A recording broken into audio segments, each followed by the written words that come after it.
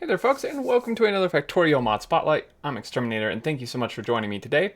And in this spotlight, we are covering the Constructron Continued mod. So basically, this is a continuation of a mod made from Apollo 314 called Constructron. This one I'm spotlighting today is a bit more recent, and I just thought I would do this one since it's newer. But anyway, what this does is this adds a special type of Spidertron that will automatically go and build ghosts for you. Now, as we know, Spidertrons now in vanilla already can build ghosts. They could from the get-go, and in a somewhat recent update, the devs added the ability to have logistic requests. So that part is all vanilla. That's not a modded thing. That's a vanilla thing.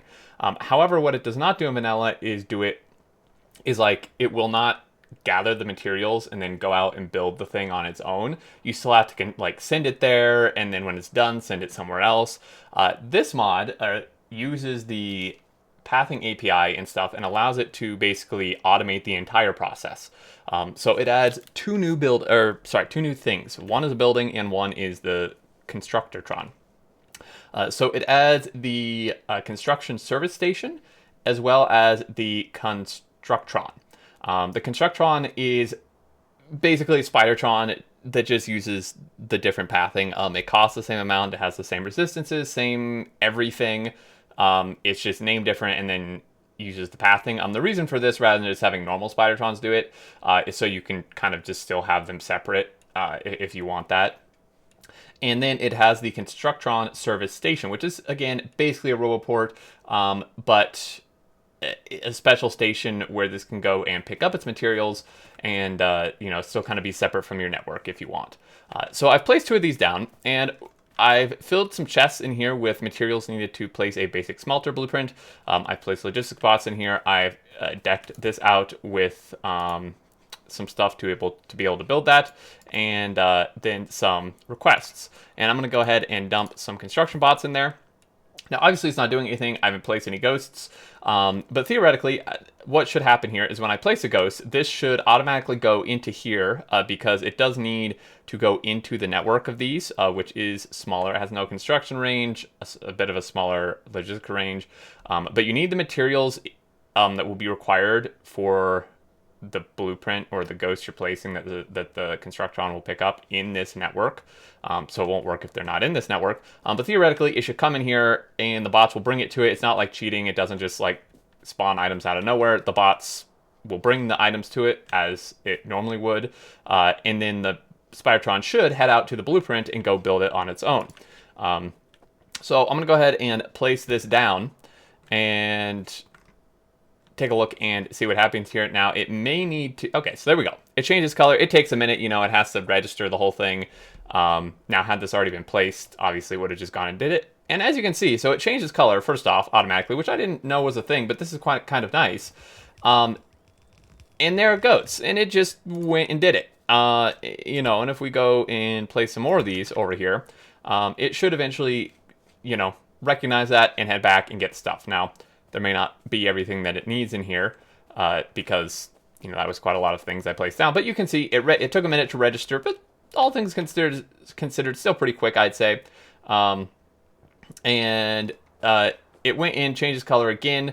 The bots didn't seem to actually bring it anything. So maybe it already had most of what it needed in there. And you can see it's clearing the trees and will eventually start building stuff. Again, it's not like the smoothest process, but overall as a background thing, I think it works really, really well. I love this. Okay, so it went to clear the trees and then has to come back and get the materials. So again, a little finicky, but overall, I like this a lot because it allows you to just kind of have it running in the background rather than having to babysit it and be telling it to go here and, and then wait for it to build and then try to remember to send it to another place. And stuff you can queue up movement commands, but you can't have it just go somewhere and wait for X amount of time and then go somewhere else.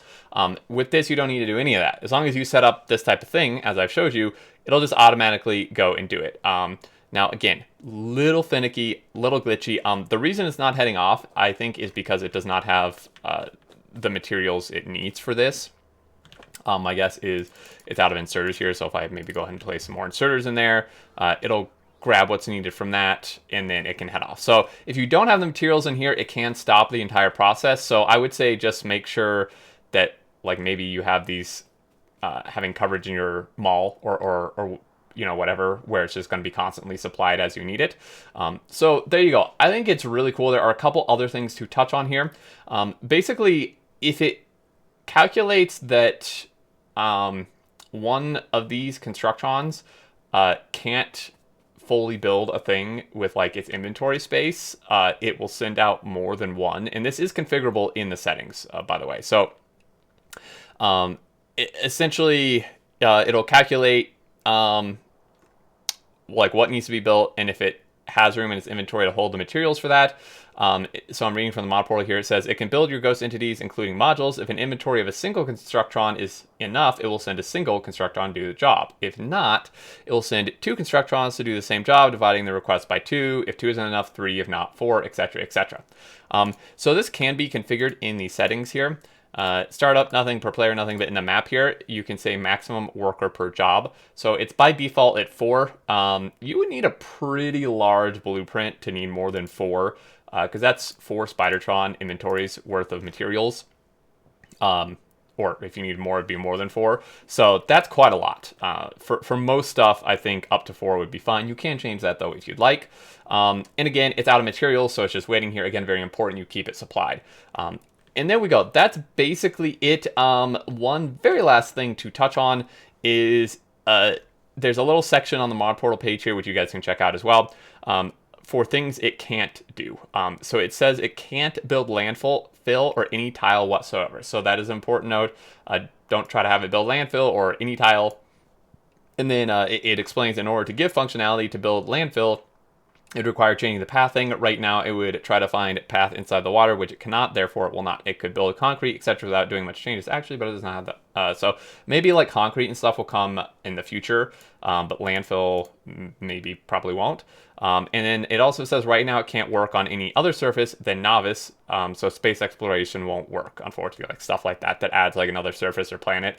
But for basically vanilla play, I think this is an excellent mod. As long as you have this stuff supplied, set it up correctly. This can just like build stuff in the background for you. And obviously normal robots could do that as well. But the nice thing about this is it can do it way outside your base. Like if you go plop down a whole blueprint for a mining outpost, you don't have to worry about like setting up a roboport there and powering it and all that. You can just load one of these up, get it set up like this, and it will go out and do it. And stuff. So overall, super cool. I hope you guys enjoyed. If you did, a like is appreciated. If you have any questions, thoughts, leave them below. If you want to see all types of future content like this, feel free to subscribe and turn on notifications. And as always, there is a link in the description to the mod portal page where you can check this out. And until next time, I look forward to seeing you all, and do take care.